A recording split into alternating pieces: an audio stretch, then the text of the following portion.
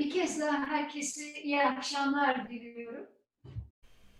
À nouveau, je souhaite bonsoir à tout le monde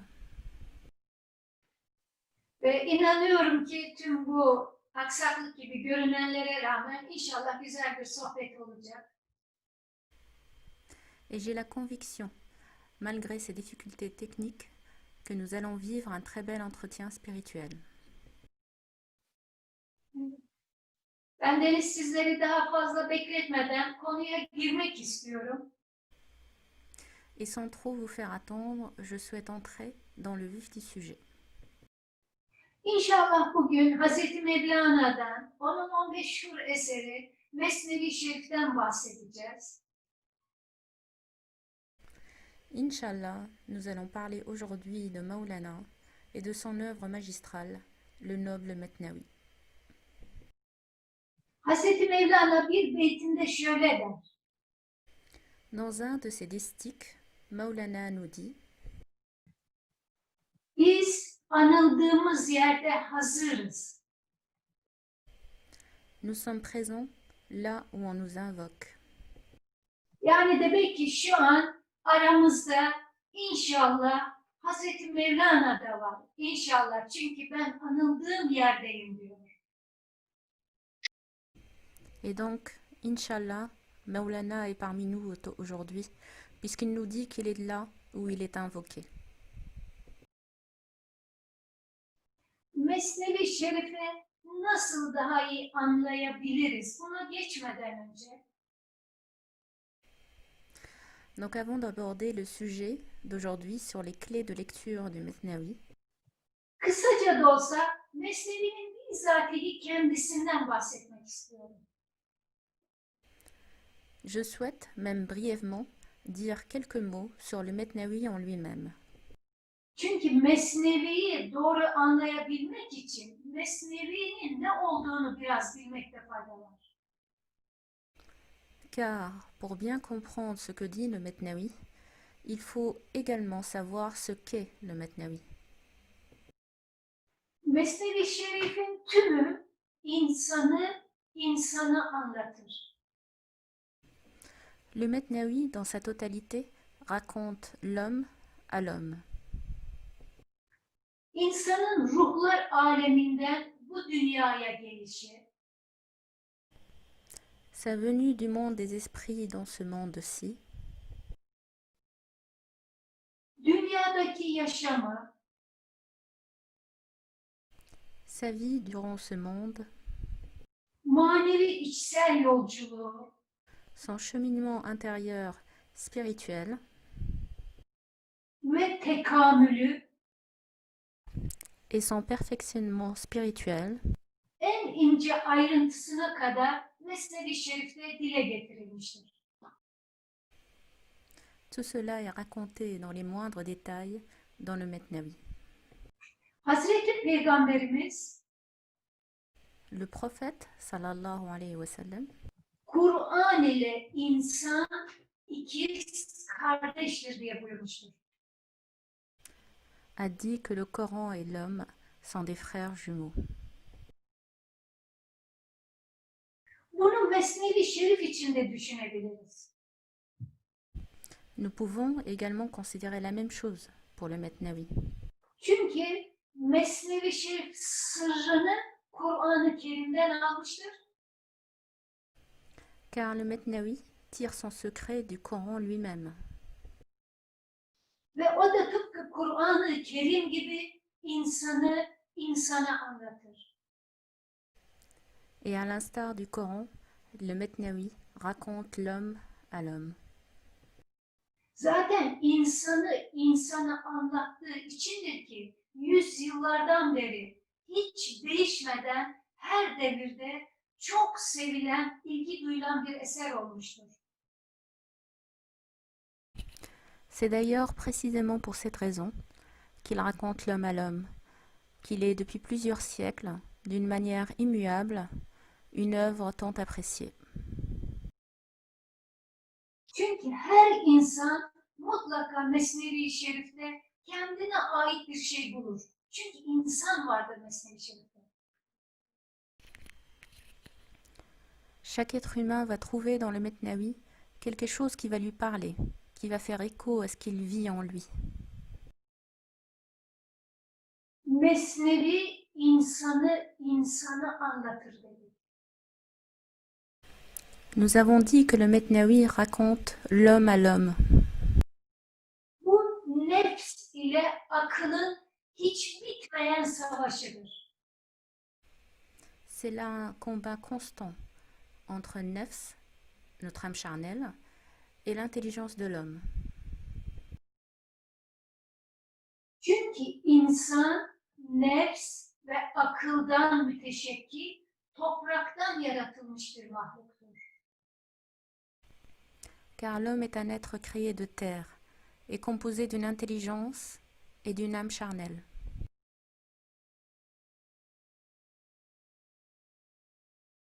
Mesnevi Şerif'te tüm bunlar anlatılırken Lorsque tout cela est expliqué dans le Metnawi, kadın insandaki nefsi sembolize eder. la femme est le symbole de l'âme charnelle qui habite l'homme. Erkek de aklı sembolize eder. Et l'homme est le symbole du aql, l'intelligence. Bazı istisnalar hariç bu durum Mesnevi'nin geneli için geçerlidir. Sauf exception, cette situation prévaut dans tout le Metnawi. Bazı istisnalar hariç bu durum Mesnevi'nin geneli için geçerlidir. Sauf exception, ce langage symbolique se retrouve dans tout le Metnawi. Kadının nefsi sembolize etmesi Le fait que la femme soit le symbole du nefs, l'âme charnelle. kadının nefsine çok düşkün olduğu için değil. Ce n'est pas parce que la femme est dominée par son âme charnelle, son nefs. Kadının doğurganlığıyla alakalıdır. Cela a trait à la capacité d'enfantement qu'a la femme. Çünkü bir nefs arkasından başka bir nefsani duyguyu doğurur. Car un ressenti lié à l'âme charnelle va engendrer un autre ressenti lié à cette âme charnelle. Tasavvuf büyükleri şöyle demiştir. Les grandes figures du soufisme disent Nefs 7 başlı ejderhadır. l'âme charnelle, le nefs, est un dragon doté de 7 têtes. Bir başı kestiğin yerden 70 tane baş çıkar. Lorsque tu coupes l'une des têtes de cette âme charnelle, tu verras que 70 autres têtes vont naître de ce même endroit. İşte nefs 7 başlı ejderha olduğu için, bir başı kestiğinde yerinden 70 baş çıktığı için.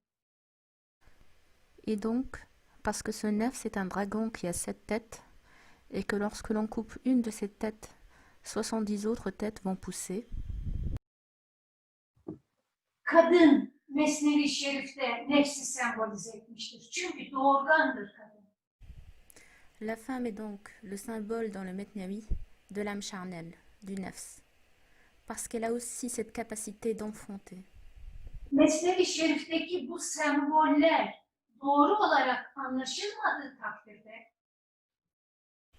Et si ces symboles qui sont dans le Metnawi ne sont pas bien compris, Hazreti Mevlana'yı, onun duygu ve düşüncelerini, dolayısıyla da Mesnevi Şerif'i tam ve doğru anlamak mümkün değildir. on ne pourra pas alors comprendre Mevlana et le Metnawi correctement. Bendeniz vaktimiz ölçüsünde bu sembollerden ileride bahsedeceğim. Je vais être amené à parler plus loin de ces symboles. Şimdi tekrar Mesnevi ile devam etmek istiyorum. Je souhaiterais maintenant revenir à notre sujet, mais je donnerai ultérieurement des exemples sur ces symboles. Mesnevi'nin orijinali şiir şeklindedir. Dans sa forme originelle, le Metnawi prend la forme d'un poème. Ve yaklaşık 26.000 beyittir. Et il y a environ 26 000 distiques. Yani hacimli, kalın, 6 ciltlik bir kitap. Il s'agit donc d'un livre volumineux composé de 6 tomes. Böylesine muhteşem bir eseri Hz. Mevlana eline kağıt kalem alarak yazmamıştır. Et pourtant, Maulana n'a pas écrit cette œuvre si prodigieuse en prenant une plume et une feuille de papier entre ses mains. O aşk ve vecd halinde her zaman ve her yerde içinden geldiğince söylemiş, Hz. Mevlana'nın yakın dostu Çelebi Hüsamettin de yazmıştır. En proie à l'amour et à l'extase, il a déclamé les vers spontanément, à tout moment et en tout lieu. Et c'est son ami proche, Hussam ad-Din Chalebi, qui les consigna par écrit. Düşünün 6 cilt kitap, Rumi sadece içinden geldiği gibi konuşuyor ve sohbet ediyor ama söylediği her cümle, her söz vezinli, kafiyeli, şiir şeklinde dökülüyor ağzına. Pensez au fait que nous avons un livre de 6 tomes et que Rumi les déclame spontanément. Mais chacune de ces phrases prend la forme d'un poème parfait en couplets rimés. Bu yeryüzünde şimdiye kadar hiçbir benzeri olmayan bir durum. C'est là quelque chose qui n'a pas d'équivalent sur Terre jusqu'à présent. Bu bile Mesnevi'nin sıradan bir eser olmayıp Cenab-ı Allah'ın hikmetinden olduğuna dair açık bir mucizedir. Ce simple fait suffit à démontrer que le Metnawi n'est pas un livre ordinaire, qu'il s'agit d'un miracle manifeste qui procède de la sagesse de Dieu. Akademik araştırmalara göre Mesnevi'de 1500 ayetin açık ve net açıklaması vardır. Selon les travaux de recherche académique, le Metnawi commande 1500 versets coraniques. 260 kadar da Peygamber Efendimizin hadisi şerifi şerh edilmiştir. Et qu'il y a environ 260 hadiths du prophète qui sont commentés. Hz. Mevlana kendi kitabı Mesnevi hakkında ön sözünde birkaç cümleyi özet olarak arz edeceğim şöyle der. Dans sa préface du Metnawi, Maulana nous dit la chose suivante. Hiç şüphe yok ki Mesnevi gönüllere şifadır. Sans nul doute, le Metnawi est un remède des cœurs. Hüzünleri giderir. Il dissipe les chagrins. Kur'an-ı Kerim'i açıkça anlamaya yardım eder. Il aide à la juste compréhension du Coran. İnsanın huylarını, karakterini güzelleştirir. Il embellit le caractère des hommes. Temiz kişilerden başkasının Mesnevi'ye dokunmasına müsaade edilmez. Seuls ceux qui sont purs peuvent vraiment toucher le Metnawi. Mesnevi alemlerin Rabbi tarafından indirilmiştir. Le Metnawi nous vient directement du Seigneur des mondes. Yani şu ilk beyti biraz açıklamak lazım. Il faut un peu expliciter ce premier distique. Çünkü Hz. Mevlana buyuruyor ki temiz kişilerden başkasının Mesnevi'ye dokunmasına müsaade edilen dokunamazlar. Maulana nous dit ceux qui sont purs peuvent seuls toucher le Metnawi. Yani bu Mesnevi kitabını dokunamamak, onu değil.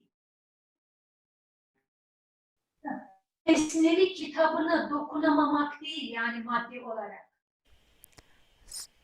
Cela ne veut pas dire qu'on ne peut toucher formellement le Metnawi. Mesnevi hakikatlar, hikmetler denizidir. Onun hakikatına, hikmetine yaklaşamaz. Hakikatına dokunamaz demektir. Yoksa kitaba dokunamaz değil. Donc il ne veut pas nous dire qu'on ne peut pas toucher le Metnawi avec sa main. Le Metnawi est un océan de sagesse. Ce que Maulana nous dit, c'est qu'on ne peut pas atteindre la réalité intérieure de ce Metnawi et les sagesses qu'il recèle. Tabii buradaki temizlikten maksat da duygu ve düşünce temizliği, gönül temizliği. La pureté dont il est question ici, dans ce distique, c'est la pureté dans les pensées, la pureté dans les ressentis, la pureté dans les cœurs. Mesnevi Şerif'te birçok örnekler ve hikayeler vardır. Il y a dans le Metnawi un grand nombre de paraboles et de symboles. Çoğu insan bunu anlayamaz. Et beaucoup de gens sont incapables de comprendre ces éléments-là. Dolayısıyla bu örnekleri eleştiren insanlar dahi vardır. Il y a donc des gens qui critiquent ces paraboles.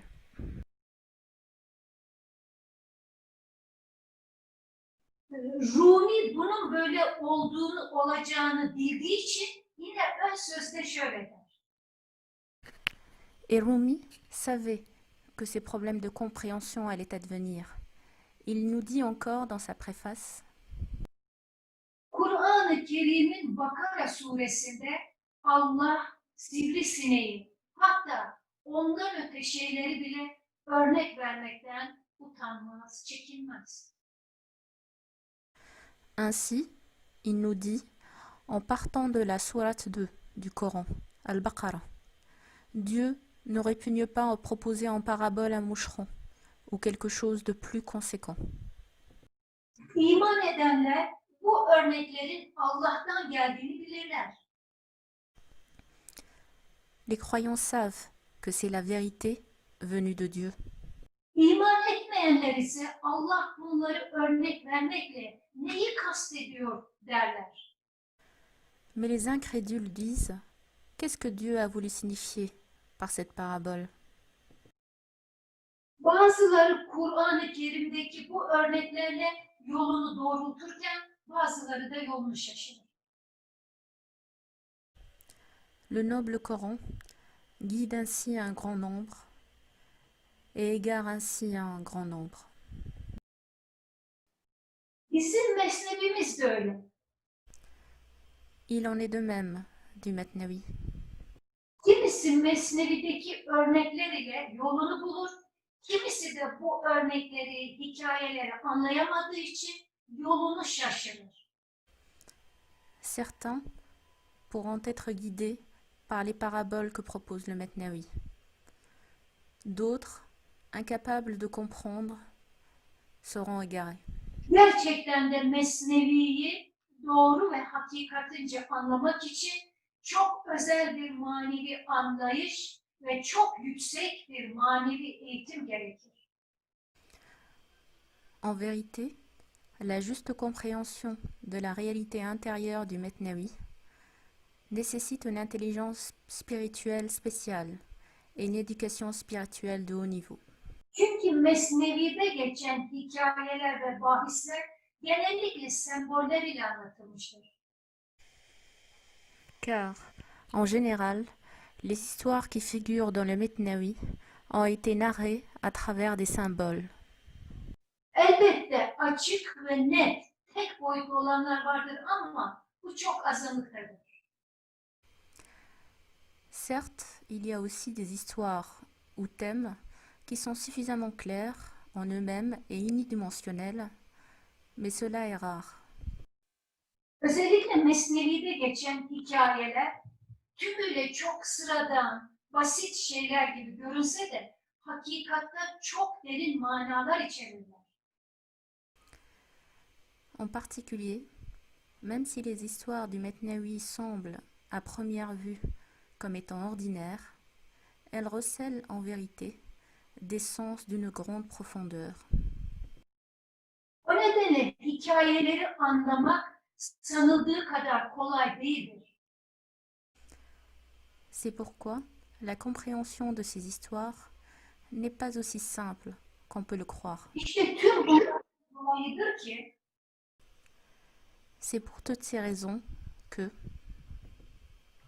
Mevlevi tarikatı içerisinde çok önemli bir manevi makam vardır. qu'il y a dans la confrérie Mevlevi une station spirituelle essentielle. Bu mesnevihanlık makamıdır. C'est la station spirituelle Mesnevi Han, Yani mesnevi okuyan kişi. c'est-à-dire la personne qui lit le Mesnaoui.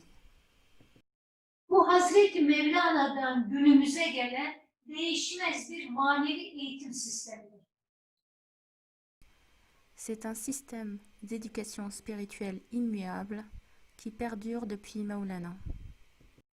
Mesnevi'deki bahislerin ve hikayelerin doğru anlaşılması için tarikat içerisinde Mesnevi sadece özel olarak yetiştirilmiş Mesnevihanlar dinleyicilere okur ve sembol olarak ifade edilenleri de daha geniş bir şekilde açıklarlar.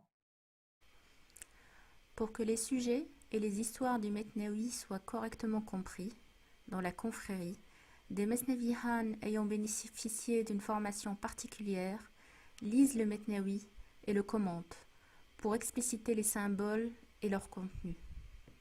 Bu uzman kişiler Mesnevi üzerine çok özel olarak yetiştirilmiş manevi makam sahipleridirler. Ces personnes, expertes du Mesnaoui, ont bénéficié d'une formation spirituelle particulière et sont douées d'une station spirituelle. Elbette Mesnevi herkes okuyabilir ama böylesine özel yetiştirilmiş kişilerden dinlemek, Mesnevi'deki hikayeleri ve hakikatları doğru anlamak için gerekli görülmüştür. Certes, tout un chacun peut lire le Mesnaoui, mais il a été jugé nécessaire d'écouter le Mesnaoui à travers ces personnes, formées spécialement afin d'avoir une juste compréhension des histoires et des vérités du Mesnaoui. Bendeniz'in hocası Şefikcan dedemiz sözünü ettiğimiz Mesnevihan'dır. Et mon maître, Shefik Jan Dede, était précisément un Mesnevihan. 99 yıllık ömrünü Hazreti Mevlana ve Mesnevi'ye adamış çok özel bir şahsiyetti. C'était une personne très spéciale qui avait consacré toute son existence de 99 ans à Mevlana et à son Mesnaoui. Birlikte Mesnevi okuduğumuz zamanlarda Quand nous lisions ensemble le Mesnaoui, birdenbire irkiliyor, yüksek bir sesle "Nur Hanım duyuyor musun?"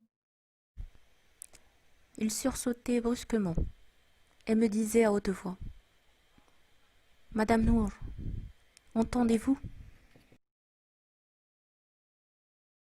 Satırlar arasında Hazreti Mevlana'nın kalp atışını duyuyor musun? Entendez-vous les battements de cœur de Maulana entre les lignes? Bu beyitleri söylediği zamanlardaki o anki heyecanını hissedebiliyor musun? Ressentez-vous son émotion quand il déclamait ces vers? Hazreti Mevlana'nın kokusunu hissediyor musun? Parvenez-vous à sentir le parfum de Maulana? Evet, yani bendenize Mesnevi Şerif'i okurken o satırlar arasında Hazreti Mevlana'nın kalp atışını hissediyor musun? Hazreti Mevlana'nın kokusunu alıyor musun diye sorardı. Oui, Quand nous lisions ensemble le Mesnaoui, il me demandait si je parvenais à entendre les battements de cœur de Maulana, si j'arrivais à sentir son parfum, à ressentir ses émotions. Mesnevi yaklaşık 800 sene önce yazılmıştır. Le Mesnaoui a été écrit il y a environ 800 ans maintenant. Hazreti Şefikcan Dede Mesnevi'yi okurken Hazreti Mevlana'nın kalp atışlarını, o anki heyecanını görür, hisseder ve Hazreti Mevlana'nın kokusunu alırdı. Et mon maître, Shafik Jan Dede, était en mesure de ressentir les battements de cœur, l'émotion, le parfum de Maulana quand il lisait le Mesnaoui. Böyle bir kişinin Mesnevi'yi okuyup anladığıyla sadece akademik bir araştırma yapmak için Mesnevi'yi okuyan bir kişinin Mesnevi ve Hazreti Mevlana'yı anlaması aynı olabilir mi? Böyle bir şey mümkün mü? La compréhension que peut avoir une telle personne est-elle comparable à celle d'une personne qui le lit pour faire des travaux de recherche académique? Est-ce vraiment possible? Ve Hazreti Mevlana yine Mesnevi-i Şerif'te bu sembollerle anlattığı hikayelerin, sözlerin nasıl anlaşılacağını da şöyle dile getirmiştir. Maulana nous a donné les clés dans le Mesnaoui pour la juste interprétation de ces symboles et de ces histoires. Ey benden hakikat kokusu almak isteyen, bu uğurda benlikten ölmek şart. Ô toi qui veux capter de moi le parfum de la vérité, pour cela, il est nécessaire que tu meures à ton moi. Yoksa sen benden hiçbir koku alamazsın. Sen diri iken bana bakma, çünkü ben senin gördüğün gibi değilim. Sans quoi, tu ne pourras pas capter mon parfum. Ne me regarde pas tant que tu es vivant. Je ne suis pas telle que tu me vois en apparence. Sen kendinden, kendi varlığından kurtulmadıkça bize asla yol bulamazsın. Yani bize asla yakın olamazsın. Tant que tu ne seras pas délivré de toi-même, tu ne pourras en aucun cas trouver un chemin vers nous, c'est-à-dire une proximité vers nous. Bize yol bulmak, bize yakın olmak için kendi benliğinden vazgeçerek bizden bize gelmelisin. Pour trouver un chemin vers nous, tu dois venir de nous vers nous, en renonçant à ton propre moi. Demek oluyor ki benlik ve ego sahiplerinin Hazreti Mevlana'ya yakın olması, onu gereği gibi anlaması mümkün değil. Cela veut dire que ceux qui sont encore habités par leur ego et leur moi ne peuvent pas comprendre Maulana et le Mesnaoui. Başka bir yerde de şöyle der. Et il dit, dans un autre passage, Bizi görmek için yüzünü yıka, temizlen. Nefsani düşüncelerinin kirliliklerinden kurtul. Çünkü kirli bir insan asla bizi göremez. nettoie ton visage, purifie-toi pour me voir, délivre-toi des pensées de ton âme charnelle, de tes impuretés. Un homme impur ne peut nous voir. Bizi görmek için elini yüzünü yıka, temizlen. Elbet bu beyitle suyun altında elimizi yüzümüzü yıkamak değil. Quand il nous dit qu'il faut nettoyer son visage, évidemment, il ne faut pas comprendre ça comme la nécessité de laver son visage avec de l'eau courante. Bu da tümüyle gönül temizliği, duygu ve düşünce temizliği. C'est là entièrement la pureté dans les pensées, la pureté dans les ressentis, la pureté dans le cœur. Bizim mesnevimiz vahdet dükkanıdır. Yani birlik dükkanıdır. Notre Matnavi est une boutique de l'unicité. Orada gördüğün ikilik senin kendi putundur. Yani senin yanlış anlayışındır. Bizde ikilik olmaz der. La dualité que tu y vois est ta propre idole. C'est ta mauvaise compréhension. Il n'y a pas de place à la dualité chez nous. Yani bizim mesnevimizi okur da orada ikiliğe düşersen, ikilik bir düşünce gönlüne gelirse bu sana aittir. Benim mesnevimde ikilik olmaz der Hazreti Mevlana. Il nous dit que, si en lisant le Metnawi, il y a une forme de dualité qui se dépose dans ton cœur, cette dualité appartient à tes propres pensées, car il n'y a pas de place à la dualité dans le Metnawi. Ve sürekli mesnevi okuyanlara ve mesnevi sohbetlerine katılanlara da şöyle bir nasihatta bulunur. Et pour ceux qui participent à des enseignements sur le Metnawi, il donne ce conseil. Sen mesneviyi sadece okumak ile yahut sadece dinlemek ile istifade edebileceğini zannediyorsun. Crois-tu que tu puisses tirer profit du Metnawi simplement en le lisant ou en l'écoutant? Mesnevi'den feyz almak, ondan faydalanmak için önce iman sahibi olmak gerekir. Pour profiter des enseignements du Metnawi, il faut au préalable être doué de foi pour bénéficier de son influx spirituel. Sonra onun ettiği tavsiyeleri tutmak ve mesnevi yaşamak gerekir. Et puis il convient de suivre les conseils du Metnawi et de les vivre, les incarner dans sa propre existence. Demek oluyor ki saf mesneviyi okumak veya sürekli mesnevi sohbetlerine iştirak etmek yeterli değil. Cela veut donc dire qu'une simple lecture du Metnawi et à une participation à des enseignements ou des cercles de lecture ne suffisent pas. Bunun yanı sıra güçlü bir iman sahibi olmak ve okuduklarımızı veya dinlediklerimizi hayata geçirmek, yaşamak gerekiyor. Il faut donc, à côté de cela, être doté d'une foi puissante et appliquer, incarner dans notre existence ce que nous avons pu lire ou écouter du Metnawi. Ve bu konuda söz olarak şunu arz etmek isterim. Et pour finir, je souhaite dire ceci. Bu Hazreti Mevlana'nın ve kendi eserlerini ifade eden çok önemli bir sözüdür. C'est une parole importante de Mevlana sur lui-même.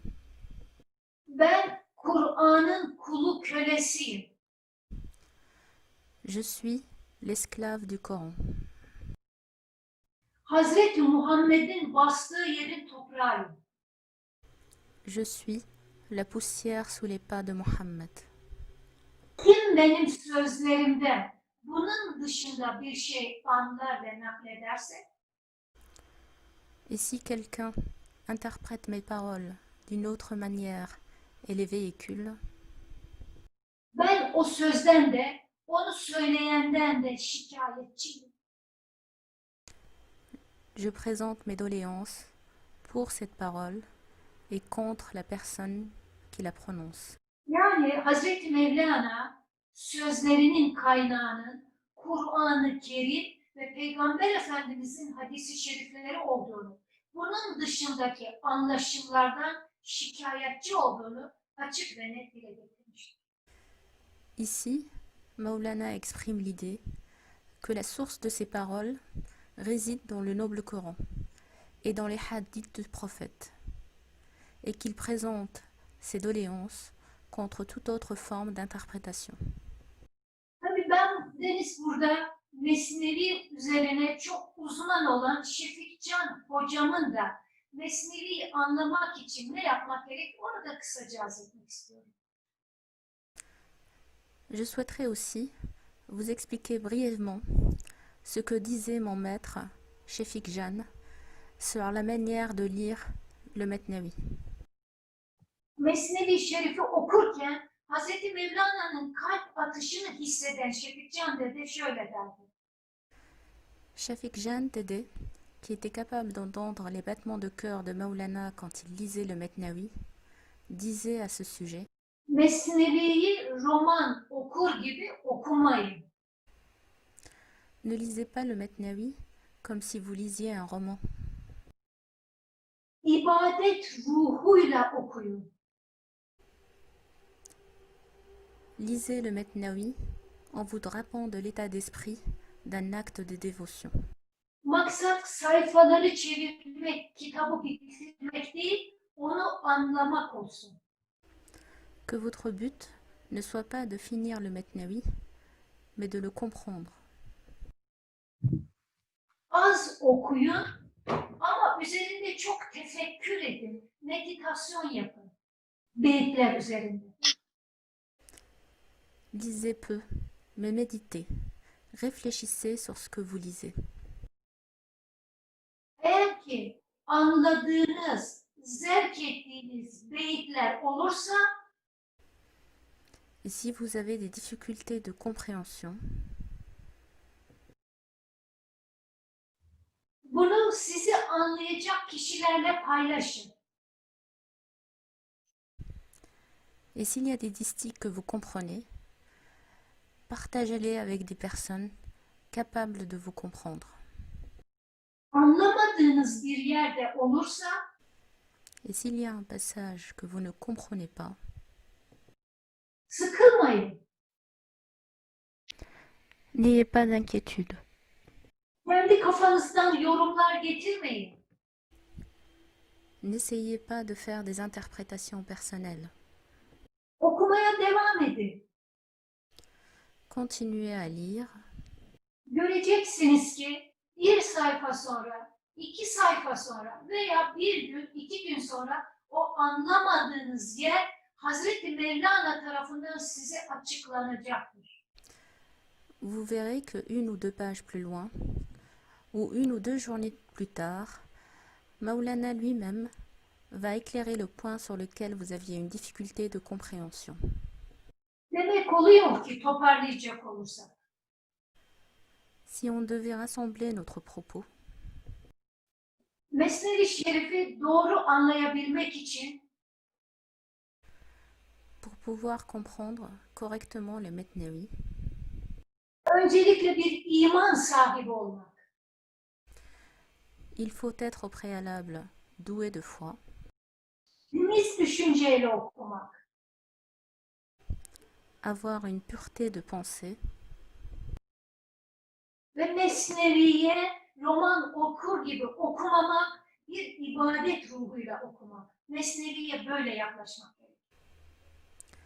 et l'approche qu'il faut avoir, ce n'est pas celle d'un roman, mais de quelqu'un qui accomplit un acte de dévotion, une ibada. Ve Mesnevi Şerif genelde sembollerle ifade edildiğinde unutmamak lazım. Et il ne faut surtout pas oublier que le Metnavi nous parle à travers des symboles. Ben Deniz bu sembollerden birkaç tane vaktimiz ölçüsünde örnek vermek istiyorum. Et je souhaite vous donner quelques exemples de ces symboles dans la mesure du temps imparti. Mesela Mesnevi'nin ilk girişindeki ilk 18 beyit. Par exemple, les 18 premiers distiques du Metnavi. Orada Hazreti Mevlana dinle neyden diyerek Mesnevi Şerif'e başlar. Maulana commence le Metnewi en parlant du ney, de la flûte de Roseau. Ney bir enstrümandır, musiki enstrümanıdır. Le ney est un instrument de musique. Hazreti Mevlana bütün Mesnevi Şerif'i 6 ciltlik kitabı bir enstrümanın dilinden anlatmıştır. Maulana nous conte l'ensemble du Metnawi, de ces 6 tomes, à travers ce ney. Sembolü fark etmezsek sanki Hazreti Mevlana bir musiki aletinden bahsediyor gibi anlaşılıyor. Et si on ne comprend pas qu'il s'agit d'un symbole, on pourrait penser que Maulana nous parle d'un simple instrument de musique. Halbuki oradaki musiki aleti olan ne tümüyle Peygamber Efendimiz ve peygamber varisi olan büyük velileri ifade eder. Alors que ce ney symbolise le prophète et les grands saints héritiers des prophètes. Hatta bizzati Hazreti Mevlana'nın kendisini ifade eder. Bien plus, le ney est le symbole de Maulana lui-même. O zaman Mesnevi'nin yani bu sembolleri daha iyi anlayabilmek için Pour avoir une meilleure compréhension de ces symboles du Metnawi,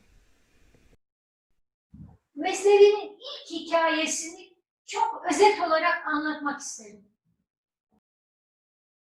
je souhaite résumer la première histoire du Metnawi. Mesnevi'nin ilk hikayesinde padişah, bir devletin hükümdarı, bir padişah, bir hizmetçiye aşık olur. Dans la première histoire du Metnawi, un roi tombe éperdument amoureux d'une servante. Ve o hizmetçiyle, o cariyeyle evlenmek ister. Et il souhaite se marier avec cette jeune fille. Kral o cariyeyi, hizmetçiyi kraliçe etmek için alır, saraya getirir. Le roi la fait donc venir dans son palais. Hizmetçinin, cariyenin kraliçe olacağım diye çok sevinmesi gerekirken üzüntüden hastalanır. Et cette jeune fille, au lieu d'être heureuse de devenir reine, est en proie à la tristesse et la maladie. Bir hizmetçidir, cariyedir ama kralla evlenmek istemez. C'est une servante, une jeune esclave, mais malgré cela, elle ne souhaite pas épouser le roi. Padişah bu hizmetçiye çok aşıktır. Mais le roi est éperdument amoureux de cette jeune fille. Ülkenin en iyi doktorlarını getirir bu cariyeyi iyileştirmeleri için. Et le roi appellera à son chevet les meilleurs médecins du royaume. Ama mümkün değil, kimse cariyeyi iyileştiremez ve cariye ölüme doğru gider, durumu çok ağırlaşır. Mais aucun de ces médecins n'arrive à soigner la jeune fille. Et son état se détériore rapidement. Ve padişah çok üzülür, çok ağlar. Et le roi, très affligé, verse des sanglots. Gece rüyasında La nuit, dans son rêve, uzaktan çok kıymetli bir doktorun geleceği söylenir. on lui indique qu'un médecin très précieux va venir de loin. Gerçekten beklediği gibi çok uzaklardan mübarek bir doktor gelir. Et effectivement, un médecin de grand renom arrive de loin. Ve hasta olan cariyenin yanına gider. Il vient au chevet de la jeune servante malade. Cariyeyle konuşur, derdini anlamaya çalışır. Il discute avec la servante et essaie de comprendre l'origine de son mal. Bakar ki cariye bir kuyumcu delikanlıya aşıktır. Kuyumcu olan bir delikanlıya aşıktır. Et il se rend compte que la jeune fille est elle-même amoureuse d'un orfèvre.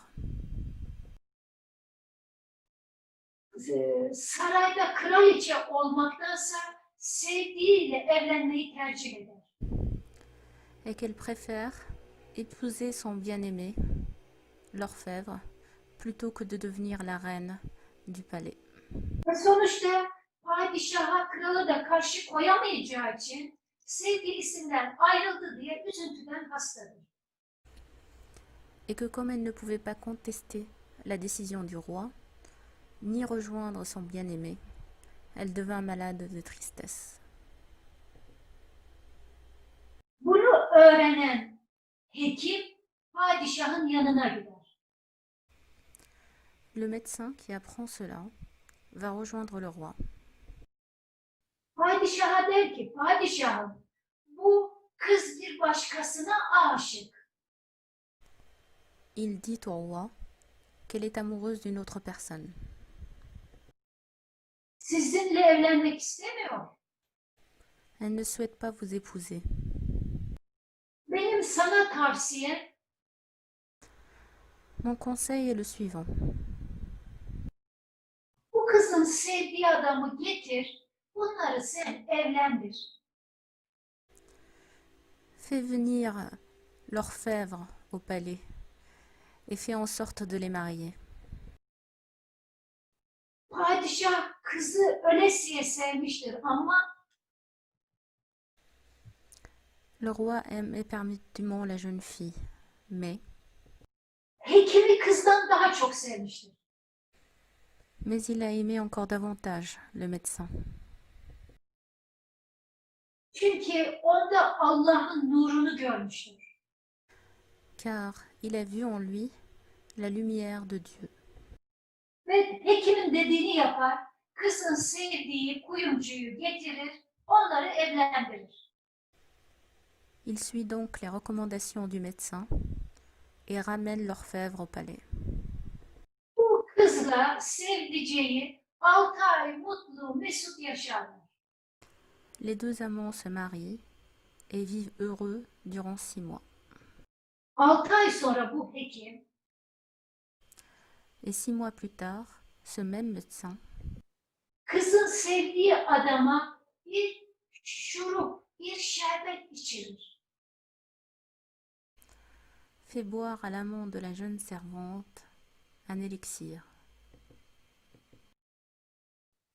Ve bu cariyenin sevdiği adam bu şerbeti içince buzun eridiği gibi erir. Yani bir buz kitlesi düşünün. Güneş vurunca nasıl erirse bu kuyumcu da öyle erir.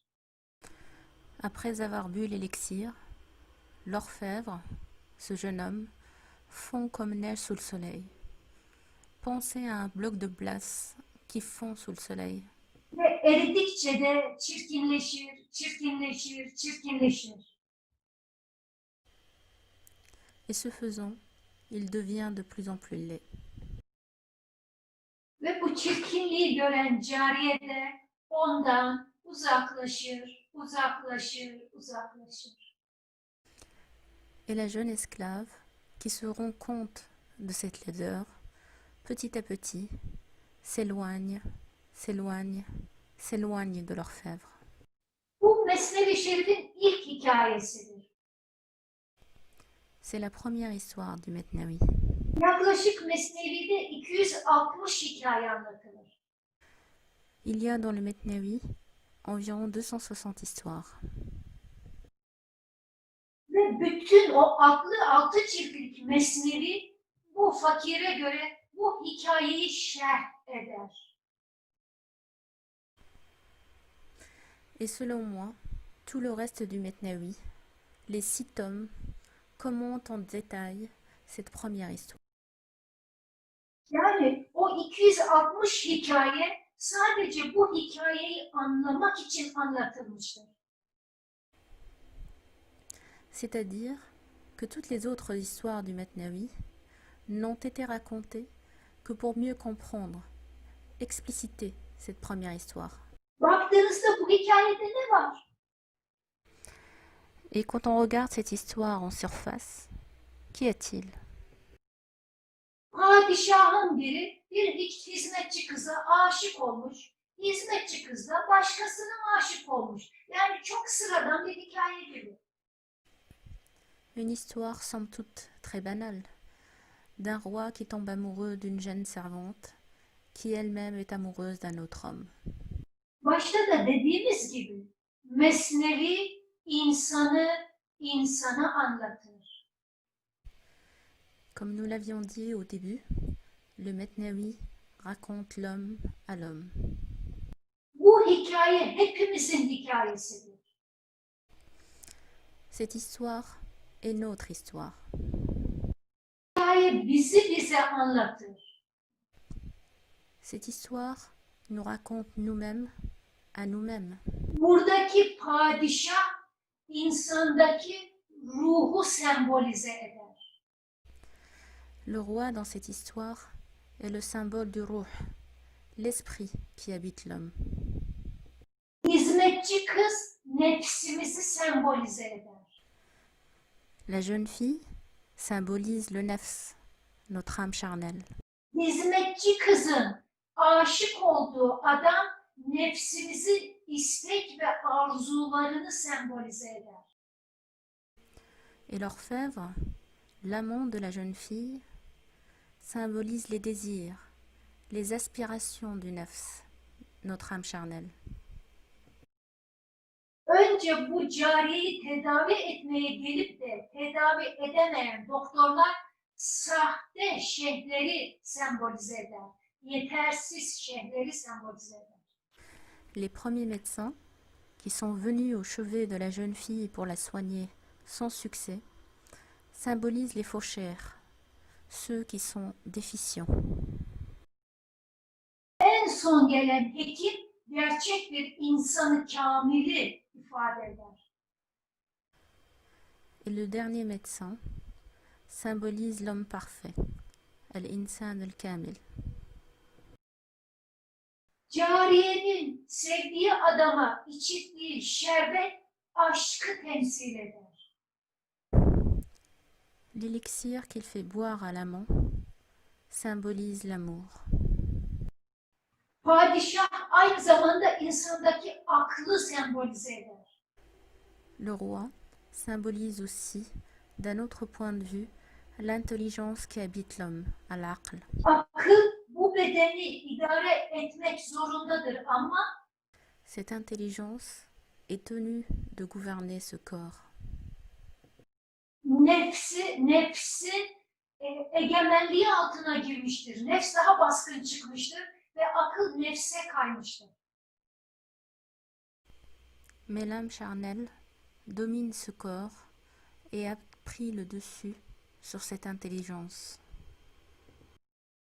Nefse dünyevi çeşitli güzelliklere aşık olduğu adam yani.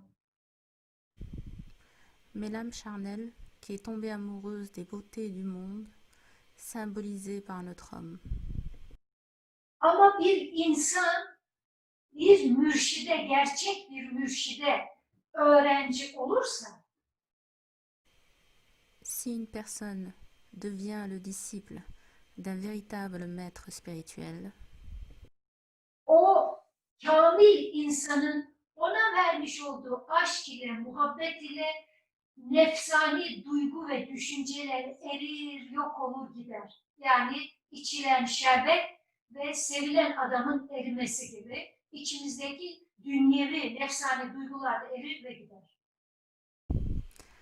avec cet élixir que nous allons boire, de même que l'homme avait fondu, de même avec cet amour que le maître va nous donner, nous allons faire fondre en nous toutes les pensées et tous les ressentis que nous avons en nous liés à l'âme charnelle et au monde. Gördüğünüzde sıradan basit bir padişahın bir hizmetçiye aşık olma hikayesi. Comme vous le voyez, en apparence, une histoire banale, où un roi tombe amoureux d'une servante. Ama 6 cilt Mesnevi yazmış Hazreti Mevlana. Onu doğru anlamamız için. Çünkü bize anlatıyor. Mais Maulana a raconté 6 tomes du Mesnavi pour mieux expliciter cette histoire, parce que cette histoire nous raconte nous à nous-mêmes. Vakit varsa bir örnek daha vermek isterim. Si nous avons encore un peu de temps, je souhaiterais donner un autre exemple. Daha önce söylemiştik. Nous l'avions déjà dit. Daha önce söylemiştik. Mesnevi Şerif'te kadın nefsi sembolize eder. Bunun çok doğru anlaşılması gerekir. Dans le Mesnavi, la femme est le symbole de l'âme charnelle. Ce point doit très bien être compris. Daha doğrusu İslam tasavvufunun tümünde kadın nefsi sembolize eder. Et plus exactement, dans le soufisme islamique entier, la femme est le symbole de l'âme charnelle. Bu Musevilikte, Hristiyanlıkta da böyledir. Il en est de même dans le christianisme et dans le judaïsme. Kadın her zaman nefsi temsil etmiştir. La femme a toujours été le symbole de l'âme charnelle, du nafs. İşte buradaki sembolü anlamadıkları için ne yazıktır ki kadına saygısız davrananlar, kadını hor hakir görenler olmuştur. Et comme ces symboles n'ont pas été compris, la femme a toujours été dénigrée et opprimée. Ve bir kez daha arz edeceğim.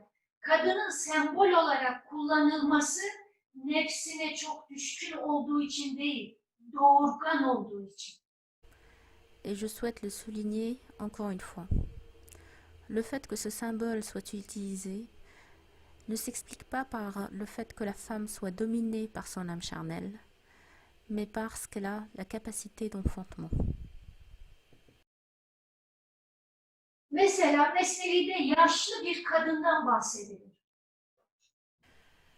Par exemple, il est question d'une vieille femme dans le Mesnavi. Yaşlı bir kadındır. C'est une vieille femme.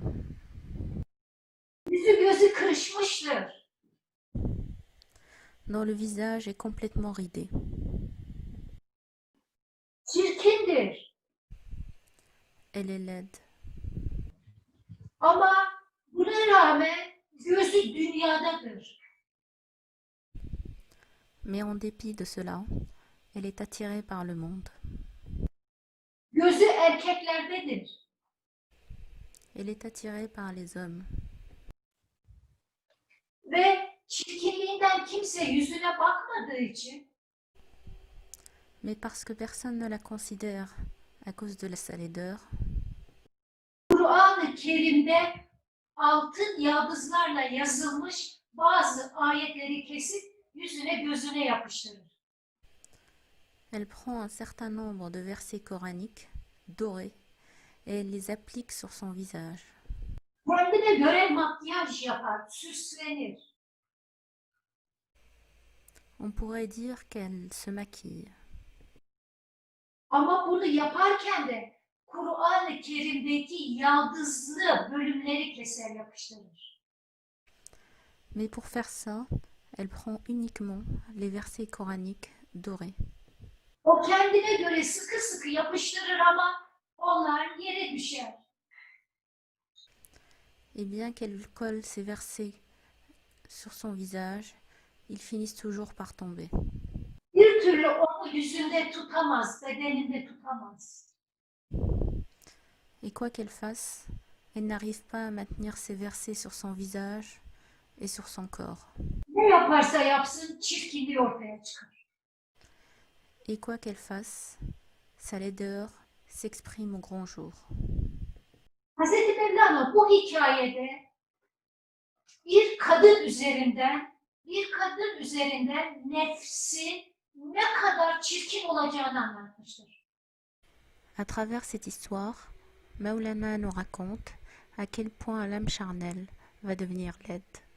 Anlattığı bir kadındır. Il nous raconte en apparence l'histoire d'une femme. Ama Hz. Mevlana'nın derdi kadın değildir. Mais le problème de Maulana n'est pas la femme. Aslında bu hikayedeki sözü edilen kadın Muhammedi ahlaka, gerçek güzel ahlaka sahip olmayan bir mürşittir. Aslında orada bir kadını anlatırken bir mürşitten bahseder. En réalité, quand Maulana nous parle de cette femme, il nous parle d'un maître spirituel qui n'a pas le caractère coranique et mohammedien. Yani Kur'an ahlakına sahip olmayan, Un maître spirituel qui n'a pas le caractère coranique. gerçekten kamil bir insan olmayan bir kişinin Une personne qui n'est pas un maître spirituel accompli. ezberlediği bazı Kur'an ayetleriyle insanları nasıl kandırdığını anlatır. Yani ortada bir sıkıntı var. Il nous raconte comment, en apprenant par cœur certains versets coraniques, il dupe son entourage. O kadının yüzüne Kur'an ayetleri yapıştırması çok önemlidir. Bunu çok iyi anlamak gerekir. Il convient de bien comprendre ces versets coraniques qu'elle applique sur son visage. Nefsinde olan, hala dünyaya bağlı olan bir mürşit vardır söz konusu. Il y est question d'un faux maître, encore dominé par son âme charnelle. Mesnevi Şerif'teki bu tür sembolleri, bu tür hikayeleri yeterli ve doğru derecede anlamadıkça Hz. Mevlana'yı ve Mesnevi Şerif'i doğru anlamak ve yansıtmak mümkün değil. Et tant que nous ne comprenons pas ces symboles qui figurent dans les Mesnavis, il ne sera pas possible d'avoir une juste compréhension de Maulana lui-même. Bu hikayelerin veya bazı beyitlerin dış görünüşüne bakarak karar verirsek Hz. Mevlana'yı kadın düşmanı zannederiz. Et si nous essayons de former un jugement sur Maulana, simplement sur la base du sens littéral des histoires et des distiques, on pourrait penser que Maulana est l'ennemi des femmes. Haşa, böyle bir şey olamaz. Mais cela est impossible. Hz. Mevlana Mesnevi'de açık ve net sembolün dışında kadınlarla ilgili bir beyit söylemiştir. Maulana nous dit dans le Matnawi, d'une manière non symbolique, quelque chose sur la femme. Bu Hz. Mevlana'nın kadınlara bakış açısını çok açık ve net ortaya koyar. Et qui traduit la véritable pensée de Maulana sur la femme.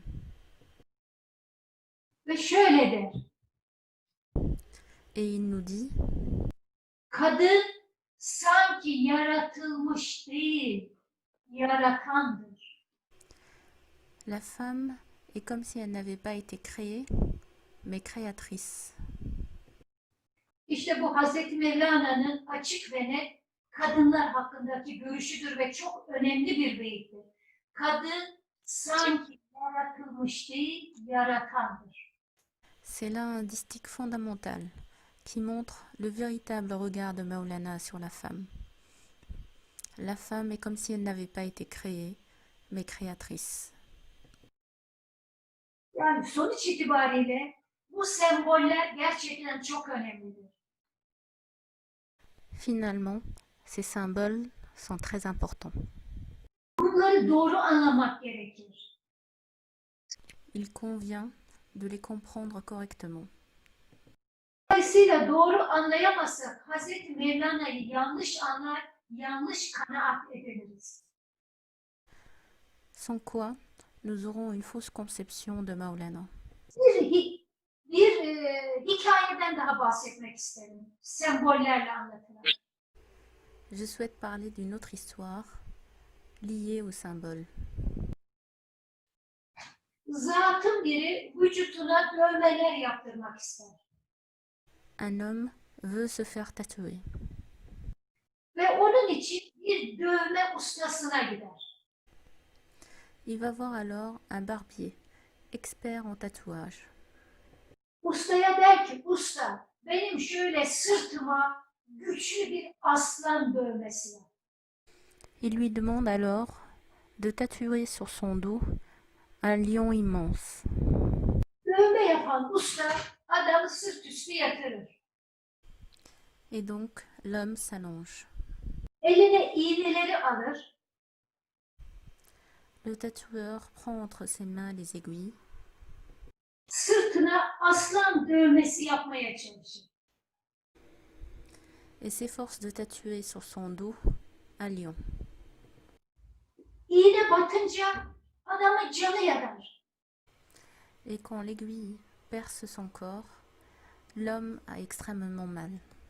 Ve ustaya der ki, usta aslanın neresini yapıyorsun? Et demande au tatoueur quelle est cette partie du corps du lion que tu es en train de tatouer sur mon corps. Adam der ki, aslanın kulağını yapıyorum. Et le tatoueur répond l'oreille du lion. Aman çok canım yandı. Kulağını yapmadı. Il répond alors oh, mais j'ai eu extrêmement mal. Passons-nous de l'oreille du lion. Adam tamam der. Eline iğneyi alır. Yapmaya devam eder. Le tatoueur y consent et continue son travail. Adamın canı gene çok yanar. Et l'homme a à nouveau mal. Ve sorar, bu aslanın neresini yapıyorsun? Il demande à nouveau quelle est cette partie du corps du lion que tu es en train de tatouer sur mon corps. Adam der ki, sırtını yapıyorum. Il répond le dos. Ve adam der ki, canım çok yandı. Bu aslanın sırtını yapma. L'homme dit alors oh, mais j'ai beaucoup souffert. Passons-nous aussi du dos du lion. Adam tekrar yapmaya başlar. Le tatoueur continue son ouvrage. Ve yine adamın canı çok yanar. Mais à nouveau, l'homme souffre. Ve sorar, aslanın neresini yapıyorsun? Et il repose à nouveau la question quelle est cette partie du corps du lion que tu es en train de tatouer? Usta der ki, aslanın kuyruğunu yapıyorum. Le tatoueur répond c'est la queue du lion. Ve adam, bırak kuyruğunu da yapma der. L'homme répond alors passons-nous aussi alors de la queue du lion. Ve sonuçta dövme yapan adam sinirlenir. Le tatoueur finit alors par s'emporter. Allah kuyruksuz, kulaksız aslan yaratmadı. Çek ve git der. Il dit alors Dieu n'a pas créé un lion sans oreilles, sans dos et sans queue. Va-t'en. Baktığınızda bu da çok sıradan bir hikaye. En apparence, une histoire ordinaire. Burada dövme yaptırmak isteyen kişi bir sufidir. Sufi olmaya niyet etmiş bir kişidir. Cette personne qui aspire à se faire tatouer est un aspirant soufi. Hayalleri de çok yüksek. Il a des idéaux très élevés. Aslan dövmesi istiyor. Il veut se faire tatouer un lion. Aslan Hazreti Ali Efendimiz'i sembolize eder. Le lion est le symbole de Sayyiduna Ali Ve manevi ilimlerin en yükseği olan ledün ilmini sembolize eder. Il symbolise la science la plus élevée, la science venant directement de Dieu. Yani hakikat ve marifet ilimlerini temsil eder. C'est-à-dire la science de la vérité, de la connaissance ésotérique. Bunun için bir mürşide gelmiştir.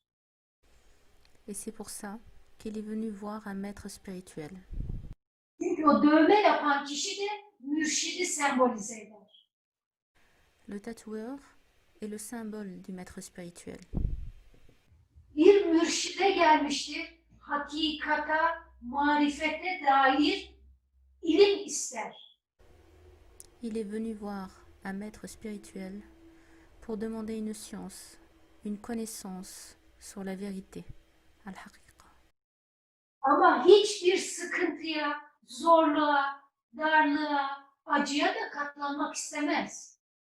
Mais à côté de ça, il ne souhaite endurer aucune peine, aucune souffrance, aucun tourment. İnsan fedakarlık etmeden, acı, ızdırap çekmeden, kendinden bir şeyler vermeden marifet ve hakikat ilmine nasıl erecek? Si une personne n'est pas prête à endurer certaines difficultés et peines, à faire preuve d'abnégation, comment peut-elle obtenir la science de la vérité et les connaissances gnostiques? Hakikat, marifet ilmini istiyor ama o kapasiteye haiz değil. Il aspire à cette science, mais il n'a pas la capacité pour. Onun için mürşit kalk git diyor. Allah böyle asla yaratmadı. C'est pourquoi le maître répond: Va-t'en, Dieu n'a pas créé un tel lion. Bu basit örneklerle anlaşılıyor ki Mesnevi'deki hikayeler, dolayısıyla da beyitler öyle düz okunduğu gibi değil. On peut donc voir à travers ces quelques exemples que les histoires du Mesnevi ne sont pas telles qu'elles peuvent apparaître au premier regard. Onun için ön yargılı olmamak gerekir. C'est pour ça qu'il ne faut pas avoir de préjugés en lisant ce texte. Bu beyitlerin, o hikayelerin aslında çok farklı şeyler ifade ettiğine iman etmek gerekir. Nous devons avoir la foi en ce que ces histoires traduisent une autre réalité symbolique. Onun için Hazreti Mevlana buyuruyor ki, kirli olan bizi anlayamaz, git önce elini yüzünü yıka da gel. C'est pour ça que Maulana nous dit: celui qui est impur ne peut pas nous comprendre. Va d'abord nettoyer ton visage.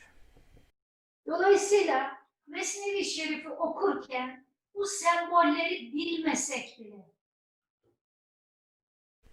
Donc, quand nous lisons le Mesnevi, même si nous ne connaissons pas le sens profond de ces symboles, önemli değil, bilmeyelim. ce n'est pas important si on ne les connaît pas.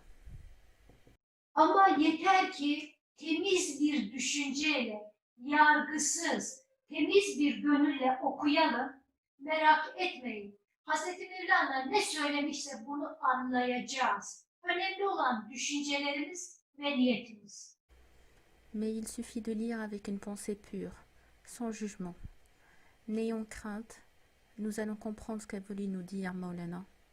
Ce qui compte, c'est notre pensée et notre intention. Yani Mesnevi Şerif'i doğru düzgün anlamak için peşinden ille de bu sembolleri bilmek gerekmiyor, yanlış anlaşılmasın. Et qu'il n'y ait pas de méprise. Pour lire le Mesnevi, nous n'avons pas besoin de connaître à l'avance le sens de ces symboles. Bunların bir sembol olabileceğini, arkasında daha derin manalar olacağını bilelim, inanalım, temiz bir düşünceyle. Dedemizin dediği gibi roman okur gibi okumayalım yeter. Il suffit simplement que nous croyions avec une pensée pure au fait que derrière ces histoires, il y a des sens profonds qui peuvent nous échapper. Comme le disait Chefik Jan Dede, il suffit que nous lisions pas le Mesnevi comme si nous lisions un roman. Deniz, çok teşekkür ediyorum. Je vous remercie infiniment. Dua ediyorum. İnşallah bilemiyorum yeterli derecede anlaşıldı mı, anlaşılmış olsun. Anlaşılmadıysa biz bir aileyiz. Yine bir araya geliriz. Yine konuşuruz. J'espère que nous avons été compris. Mais si tel n'est pas le cas, nous sommes une famille. Nous nous retrouverons à un autre moment. Je voudrais, au nom de Conscience Soufie, remercier tout le monde. Nous nous excusons pour le problème technique. On a multiplié les problèmes avec trois relais. Cheranour Istanbul, l'Event à Rennes et puis Conscience Soufie.